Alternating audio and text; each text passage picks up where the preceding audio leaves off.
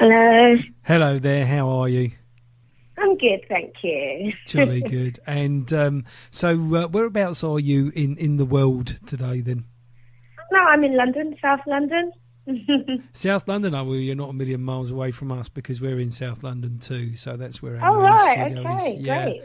Yeah, you can see the Crystal Palace Tower from where we are, so I don't know if that's anywhere near you, but very near me actually, yeah. Well, there you are. Yeah, well, that's good. Mind you can see the Crystal Palace Tower from quite a distance, so it could be. Yeah, no, but I'm quite close. Yeah. Oh, well, that's wonderful.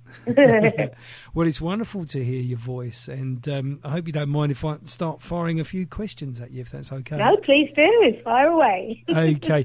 Well, it was really just to think about your sort of very earliest sort of confrontations, involvements in music, you know, from a very young age. And I just wondered sort of when things sort of started up for you. Do you mean as in professionally, or when did I just start kind of... Well, I guess when did you just start sort of getting into music and finding that music was your thing? I think it was a very natural thing for me. As a child, I've always been musical. I went to dance school, drama school. I was always active, you know, musically, at church as well, you know, singing at church, Sunday school.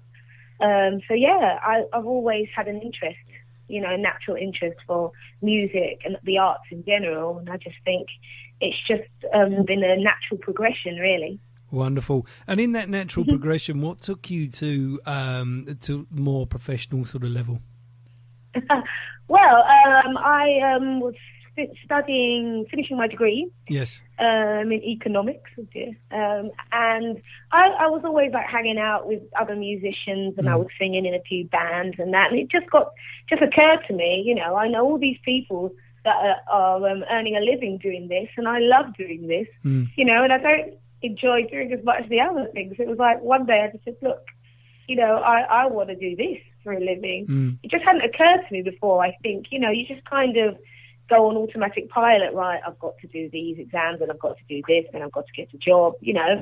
And just one day I just said, well, actually, I really enjoy this a lot more. This is much more me, who I am. And so I just started to work towards creating that for myself. It was not something that I could do overnight. Like, I want to be a star, you know, and just get up and do it. But gradually, you know, I've been working towards that. Yeah. Wonderful. And you've worked with so many names as well. I mean, you know, sort of big names like Paloma Faith and Take That, George Michael, The Who, Ray Davis, Kaiser Chiefs, Gary Barlow, Cool Million. I know. And the West Coast Soul Stars. And that's just a few. I mean, that's massive. I mean, what does that feel like, having those names read out? And, you know, that must have been across a period of time, but must have been a great experience for you. It feels great. I have to admit that when you're actually in the thick of it, you don't see it as, it's not as awesome as it is now when you look back, because you're too busy like trying to concentrate on what you've got to do, you know, learning your part, doing everything, you know. So I think it's when you step back from it and you think, oh, I was there, or you see it on TV or something, and you're like, oh, that was me. You know, but I think at the time I'm just focused on doing the job well, you know. It's all pretty full on, I guess, when it's all happening around you. So you kind of get sort of washed up with the tide of it all and just sort of keep going. Yeah, I can understand that. But it is fun, though. You know, I do enjoy doing it, and I've had the opportunity to sing some great songs and to support some great people. Well, that's a wonderful thing to do. I know Valencia in Spain is a very special place for you. Can you tell us a little bit about that? Oh, yes. My degree was in economics and Spanish. So part of my degree, I had to go to Spain to do a year's work experience. And then I finished my degree there at the University of Valencia. So that was kind of like my first work time, kind of living away from home. And yeah, it just became my home, basically. Wonderful. Valencia. I finished my degree, but then I decided to stay. And I stayed for 12 years. In total, and that's kind of where my music career also kind of started as well. Wow, 12 years, because of course that doesn't come out in your biography at all. It just says that it's a special place for you. I don't know sort of comprehension that it was 12 years. Wow, that's lovely. It's a long time. Well, it is a long time, but it's a beautiful part of the world, and somewhere where it is. You know, if you're going to stay anywhere for 12 years, it could be there, couldn't it? Very easily. You know, very, very beautiful place. So I do go back there when I can. I'm doing some gigs next week in Barcelona. Wonderful. And when I finish, I'll go down to Valencia just for a few days just to catch up with friends. They're like my extended family over there. So, yeah. Oh, that's lovely. Absolutely wonderful. Thank you for sharing that. That's great. And, so can you remember the first time you professionally came out on a stage in front of an audience? Can you tell us a little bit about that? Do you know what? Professionally, I know that I was as a child, I was in a musical, The King and I. The King that and was I. one of my The King and I was one of the children. Wonderful. I remember that. That was probably my first time, like in front of a big stage. You know, and I had one line to say. I remember that one line. It was like, "Do you like her?" I think that was it to the lady. That was it. You know, and then she all started to sing. But that was probably my first moment of glory. The King and I. Well, you know, that's lovely. Fabulous. How old would you have been? A lot of musicals. Sorry? How old would you have been when you did that? I must have been about 8. 8? Oh, that's really sweet. Do you like her? I still remember that. That was very funny. Oh, wonderful. Oh. How lovely is that? Yeah. So I still do a lot of stuff at church as well, you know, as a child, always singing as well. So not really professional, but it does get you used to an audience. Well, you know, that's absolutely it, and you know, it's a great environment, and so many people sort of come from that environment, which is lovely. You know, they if you like, hone their craft to a certain degree in that environment, which is lovely. Yeah, really, you know. I think a lot of musicians, if you go back in their history, you'll find that church has had a very important part. You know, play. Absolutely. Definitely. Yeah, singing's just a huge part of the culture of any church, really, as well, which, you know, the singing, the music is all part of the praise, which, of course, all kind of goes together, really, and, you know, that's a lovely thing, and like you say, so many artists from the same sort of vein, you know, they have that... they have that growth through the church kind of thing, which is lovely. Yeah. It is. So, when you were growing up, did you have any musical idols? What did you listen to? What were your things? I think idols, I don't know about idols, but people that I really loved as I was growing up, obviously, used to, you know, Michael Jackson, obviously, as well. Those two were kind of like my big kind of love, I think, growing up. But then I was influenced by so many people because my dad, he was a DJ when he was a lot younger, not so much when I was born, but he still had loads of like records and stuff and would play a lot of stuff. So there was always music in the house that way. And then obviously the link to the church. So I'd say gospel music was a big influence, and I also used to listen to a lot of the kind of classics, Temptations, I don't know, Al Green, you know. Wow. Staple singers, you know, those are the kind of things that my dad would listen to, so I would listen to them too, you know. Well, you know, that's an amazing A-list that you gave me there. I mean, wonderful. Yeah, you know, they are, aren't they? You know, they're you know, from a sort of soul point of view, that would be where you would listen, and and a great grounding, I think. Which brings me to your Passion EP, which we have a copy of, and we've been playing on rotation. Absolutely love it. It's a fabulous EP, And Optimistic. What made you cover that? Is that a particular passion of yours?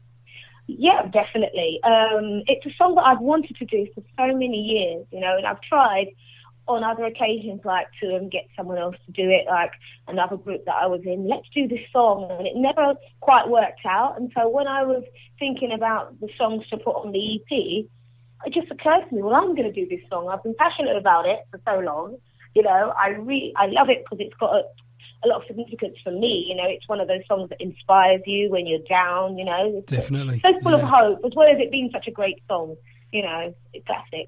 So I decided to do it myself, you know, but I wanted to put my own twist on it. And that's how I found my way of doing it, I think, you know.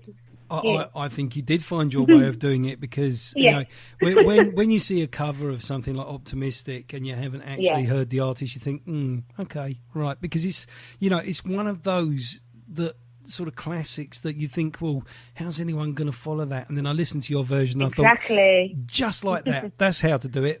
That's how to make it your own. It's beautiful, and Thank you. Oh well, we played it in rotation a couple of times now, and you know, it's absolutely wonderful. And I must admit, I have had a couple of listens, little sneaky listens on my own as well, because it's a great tune, and you do it so wonderfully. Yeah, so uplifting as well. You know, it just gives you that kind of get up and go, doesn't it, when you need it?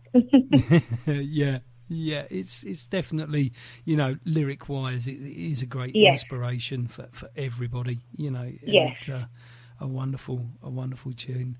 And then the title track, Passion. What's going on with Passion? It's another great tune. Tell me more.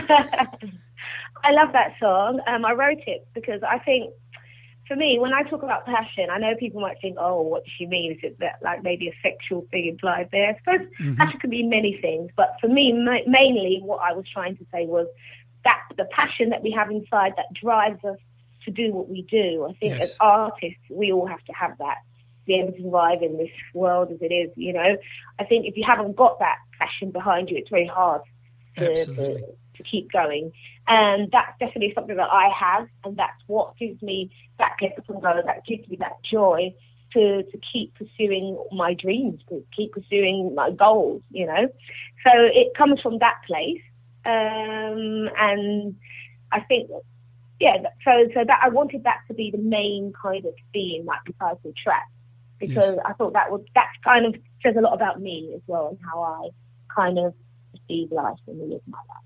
Yeah, and All That Moves. I mean, there's a lot of power in All That Moves. You know, you've got a lot of power in that tune. Perhaps you could tell us a little bit more about what that one means to you. Okay, right. Well, that's the only song that's not mine. Actually, it's a friend of mine who wrote it. Yes. But he approached me to sing it a few years back, and I really loved doing it. And when it came to doing the EP, I thought to myself, I really wanted to do this track, and it hasn't been released at all ever. You know, it was just a song that he wrote. So I asked for permission, and he gave it to me. And it's a way. I love the way it expresses a relationship and how one is influenced by that relationship and how people touch your lives, you know, sometimes without even realizing it, you know, but you just kind of go with that stream, don't you? Yeah. You're touched and that's it, you know. Before you know it, you're like, ooh. Yeah, that's definitely all there in that one. Yeah. And it's a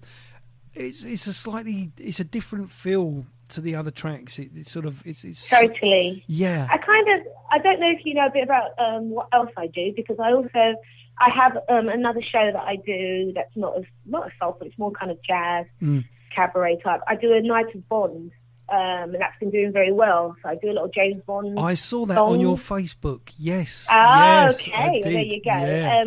It's something that kind of came to me again. Like I kind of went with the flow of things. Someone asked me to do it, and I've been doing it ever since. And I think that kind of also, this song kind of bridges that gap between other things that I do. As an actress as well, I like to tell the story. I think through all my songs, I like there to be a story and to bring people into that story and for them to come with me on a journey. And I thought that song, All That Moves, did that. And and it kind of makes that link, that kind of more, I don't know, soundtracky kind of vibe. I wanted everyone to have a taste of many things to expect from the album.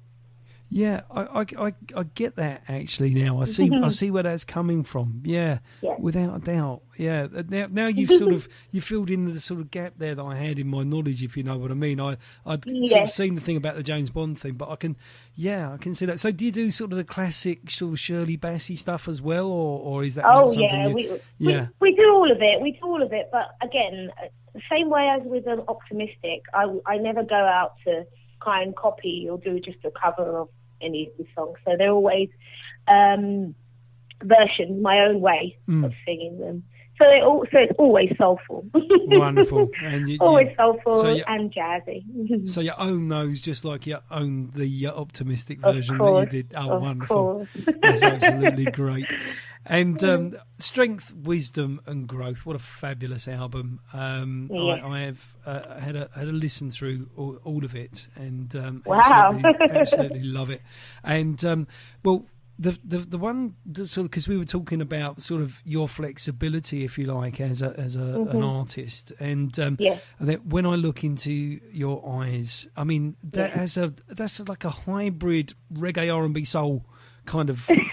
Yes. All of it kind of tune, you know, and I listened to that, I just thought, wow, you know, that's really different, because it's reggae, but it's got that R&B feel to it. Yeah. Was that intentional, or is that just how it turned out? Or well, to be honest, the songs from the Strength, Wisdom and Growth album, I worked with a Japanese artist. He's a good friend of mine. We both became friends in Valencia. Yes, I read about that too. Yeah, Kimito. Yeah. So, and he, as many of you know, there's quite a lot of people that love reggae in Japan, and he's one of those people who really loves it. So, even though I've obviously grown up listening to reggae, it hasn't been my main influence at all. It was more Kimito that wanted to do a track like that, and he came to me with the kind of vibe, and I was just like, oh yeah, this is good. So I kind of put onto that reggae vibe my own style, which is not very reggae, but it kind of worked, and that's how you got the hybrid. Yeah, well, it just worked. Yeah, well, I was going to say, don't use the word "kind of worked." It did work. It's fantastic. Thank you. Thanks. It's very, very refreshing, and I will certainly be putting that into some of my reggae sections as well. Our listeners will love it. Thank you. That's brilliant. And then, of course, you've got the song Whisper. It's got that fantastic beat to it, and of course Noel McCoy, which you're not going to mistake at all. I mean, tell us how that came about, because that's lovely. Do you know what gosh, that's going back now. I remember going years ago to an Incognito concert. It was at Jazz Cafe in Camden. Wonderful. And I think Noel was one of the guest artists for that night. And I think after the show, I was just like talking to him, some others, and I gave him a copy of what was the promo for the Strength, Wisdom and Growth album. So a bit like the EP now, Passion, but it was I think maybe 3 or 4 tracks. I can't remember. I just gave them to him and I said, oh, this is what I do, kind of thing. And I didn't think any more of it, because you know, you always talk about your music, but not necessarily you always get feedback. I just kind of put it out there, and that's it. But I was still living in Spain then, so I was only over for a bit. I went back to Spain, and I was there for a few weeks when I got a text from Noel saying, "Oh, I've listened to your tracks. I really like them," and I was just like, "Wow." So later on, as I was finishing the album, I wrote the song Whisper, and I sang both the verses, but then I thought to myself, well, maybe I could have a collaboration, and so I contacted Noel again and said, we really liked what I was doing. This is the song that I'm doing. I'm thinking maybe you would like to sing it with me. Yes. And he said yes. So we got him over to Spain. He came over to Spain and recorded it over there with me. So yeah, It was amazing, and it was the first time I'd heard someone else singing my song. So that was quite an impact for me. You know, all of a sudden to sing in the studio. And even though we'd been speaking to Noel, and then, you know, he'd arrived, we'd had lunch, and before we even got to the studio, and until you actually sit there in the studio, you get behind that mic and start singing, and you think, oh my God, this is actually Noel McCoy, and he is actually singing my song right now. You know, it's unbelievable, and I'm so glad that he was up for it and liked what I was doing enough take that time out to come and do it. So, yeah. Wow, well, that's lovely. Thank you for sharing that too. That's brilliant. There's another couple which I'll mention quickly on the album, because I want to sort of talk to you about sort of things that are happening right now as well. But Testimony has it's like an Indian sounding drum on it on the beginning. Yes, tabla. Yes, tabla. That's it. I couldn't think of the name, and thank you, yes. Thank you. That sounds absolutely wicked on the beginning of that track, because of the way other things are working behind it, of course, and your vocal as well, which is absolutely amazing. And that just has, when I heard that one, sometimes you just sort of you take it back to the beginning and have another listen, because it's just so nice. It was great. That's one of my favourite songs. We actually put it as the first song on the Strength of His Growth album, and some people were like, "Oh, it's really intense." But I remember listening to the album with Noel McCoy actually, and he was just like, "Yeah, just put it on there, put it on, because it's a great song. Put it on." I want it. That's me. I think that's my kind of energy. Or here I am, take it or leave it kind of thing. So it's very much who I am. It's one of the songs that I love most. Like, well, this is what I want to start with. I'm going to start with it. There's no easing in gently. This is me, and I'm going for it. So it became the first track. Beautiful. Yeah, I love it. Yeah, and it sits there very well. I think it sits there very well. I think the album, I'm not one for listening to albums in the order that they arrive, but when you do, quite often you get a great feel for a journey. That was what album. I was trying to aim for, was a journey. Yeah, absolutely wonderful and unspeakable. That bass line, wow. Thank you. Another one, I really love that. Truth is, we haven't really played it very much, to be honest, and it is a great song. I do love it. It does kind of take you to a different place. For me, it's almost like a meditation for me. Yes, yeah, that's a good point. Yeah, it's very nice. I see where you're coming from there. I shall listen some more to that one and explore that a little further, I think. Yeah, that sounds great. So you spoke earlier about the Passion EP, and you said that you kind of inferred it might be a taster for something else. Can you tell us about that something else?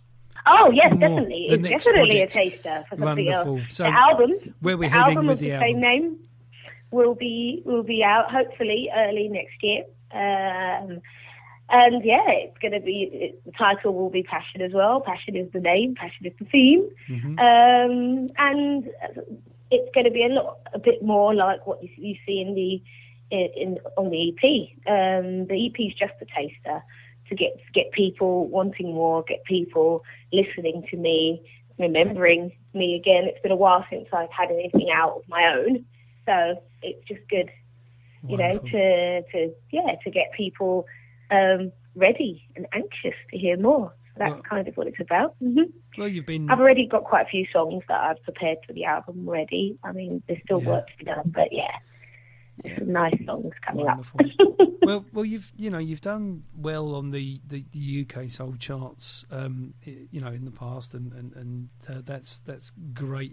We're really excited from our point of view about more to go with what we have on the EP. Yes, and that's just really lovely. So looking forward to that, and please, when it comes out, let us know so that we can get behind it with you and get it. We will definitely. Thank you. That's absolutely lovely.